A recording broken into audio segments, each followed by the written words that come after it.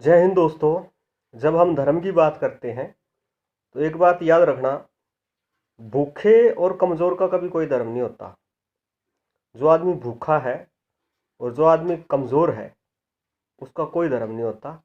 इसीलिए कहा गया है कि शक्ति ही धर्म है।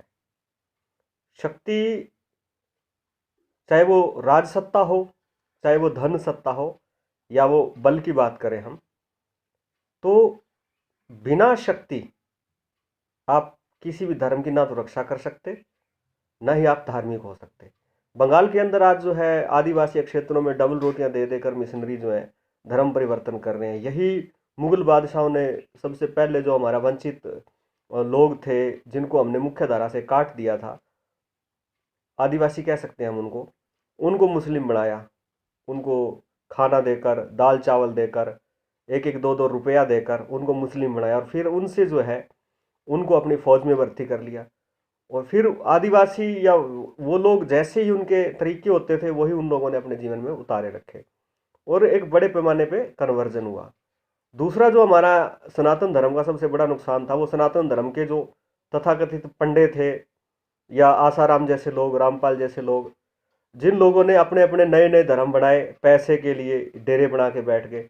संत महात्मा जो होते हैं उनका कोई धन माया से या इन चीज़ों से कोई लेना देना नहीं होता। जिस तरीके से इन लोगों ने बिजनेस चला रखे हैं खरबों के अरबों के, और जो श्रद्धालु थे, चाहे वो किसी भी डेरे के श्रद्धालु हो, वो मंडी बना रखी, मंडी समझते हैं ये उनको, एक उपभोक्ता ग्राहक, मतलब वो इनका सामान खरीदेंगे, चाहे वो टॉफियाँ हो, चाहे वो अचार मुरबे जेल। मतलब डेरा जो था धर्म की आड़ में एक बहुत बड़ी फैक्ट्री या दुकान चलाने का प्रयास किया गया।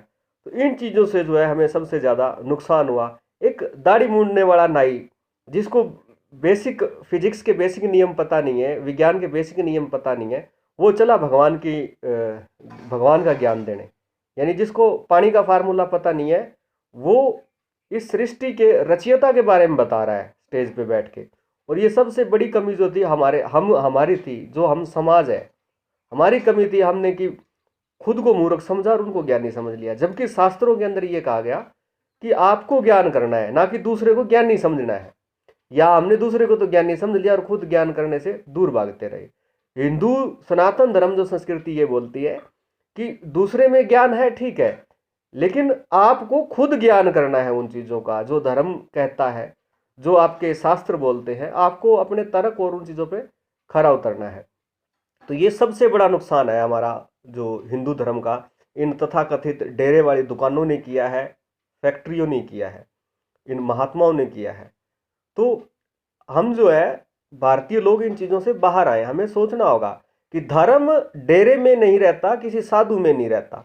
कोई साधु है, लेकिन उसके धर्म से आपको फर्क नहीं पड़ने वाला। आपके जो धर्म है वो आपके अंदर निवास करेगा, आपके चरित्र में निवास करेगा, आपके तौर तरीकों में निवास करेगा। तो किसी साधु से आपको कोई लाभ नहीं होने वाला, आपको लाभ होगा आपके खुद के साधु होने से। तो हमें जो है ये तथाकथित जो पंडे हैं या ये डेरे जो हैं नए नए बनते जा रहे हैं, इन चीज़ों से बाहर आना होगा। क्योंकि सनातन जो है वो सदा से है, वो किसी डेरे से नहीं है और सदा रहेगा। तो वो जो है आपके चरित्र के अंदर निवास करेगा, ना कि किसी डेरे के हिसाब से आप धार्मिक हो सकते हो, या किसी मूल्य के हिसाब से, या किसी ऐसे जो लालची लोग होते हैं उनके हिसाब से आप धार्मिक नहीं हो सकते। तो इन लोगों से हमें बाहर आना होगा, इन चीज़ों को हमें छोड़ना होगा। आर्थिक रूप से जो है, अगर हम चाहते हैं कि हमारा सनातन समाज बचे, तो उसे आर्थिक रूप से मजबूत होना होगा, ताकि किसी गरीब हिंदू का विश्वास जो है कोई डबल रोटी दाल चावल या कुछ पैसे देके खरीद ना सके। और हमें इन आडंबरों से जो इन लोगों ने यहाँ डाल रखे हैं, जैसे ईसाई लोग बोलते हैं कि हमारे में जात पात नहीं है, तो काले गोरे का भेद तो सबसे ज्यादा ईसाई करते हैं भाई, और कोई नहीं करता। कौन कहता है आप लोगों में जात पात नहीं है? काले नस्ल के नाम पे तो अभी हाल ही में अमेरिका में दंगे हुए हैं, जहां वो एक जो काला ऐश्वेत जिसको हम बोलते हैं, उसको एक पुलिस वाले ने मार दिया था। उसके बाद कितने दंगे भड़के थे। तो ये कौन सी इंसानियत की बात करते हैं? श्रीमती इंदिरा गांधी के पास ये गए थे ईसाइयों के लिए आरक्षण मांगने, तो इंदिरा गांधी जी ने यही कहा कि आप लोग ईसाई हो, और ईसाई तो जात और इसको मानता ही नहीं है। या तो आप लिख के दो कि ईसाइयों में भी ऊंच नीच होती है, तब तो हम आरक्षण दें। क्योंकि भारतीय संविधान में जो आरक्षण की व्यवस्था है ना, वो हिंदू धर्म के आधार पे है, किसी मुस्लिम या ईसाई धर्म के आधार पे नहीं है। अगर किसी आदमी को आरक्षण मिलता है तो वो उसके हिंदू होने पे मिलता है। जैसे आज लोग बौद्ध धर्म के अनुयायी बहुत सारे ये कहते हैं कि मैं रविदासी भाई हूँ और मैं बौद्ध हो गया हूँ, तो आपने हिंदू धर्म ही त्याग दिया, तो फिर आरक्षण किस बात का? क्योंकि आरक्षण तो हिंदुओं के हिसाब से मिला हुआ है इन लोगों को। तो ये चीज़ भी हमें देखनी होगी कि हमारा कोई भाई जो है वंचित ना हो, गरीब ना हो, भूखा ना हो, ताकि उसका ईमान, उसकी मजबूरी खरीद कर कोई उसे धर्मांतरण ना कर सके।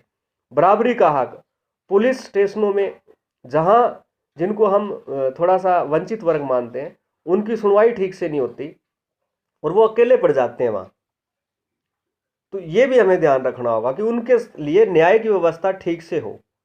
अगर हिंदुस्तान की अदालतें गरीब और वंचित को न्याय देती रही तो मैं यकीन के साथ कह सकता हूँ हिंदू धर्म भी बचा रहेगा और ये देश भी बचा रहेगा। तो ये चीज़ें जो है हमें अपने लोगों के लिए ध्यान रखनी होगी। और हमारी जितनी भी हमारी संस्कृति है, जैसी भी हम व्यवस्था देंगे वो उसी पे टिकी रहेगी। अगर हम अन्यायकारी समाज की स्थापना करेंगे, अदालतों में अन्याय होगा, पुलिस मासूम की जुल्म के शिकार की आवाज़ नहीं सुनेगी, दबाएगी, तो कन्वर्जन भी होगा और अस्थिरता भी पैदा होगी। वो स्थितियां धर्म के लिए भी खतरनाक होंगी, वो स्थितियां देश के लिए भी खतरनाक होंगी, वो स्थितियां कानून और व्यवस्था के लिए भी खतरनाक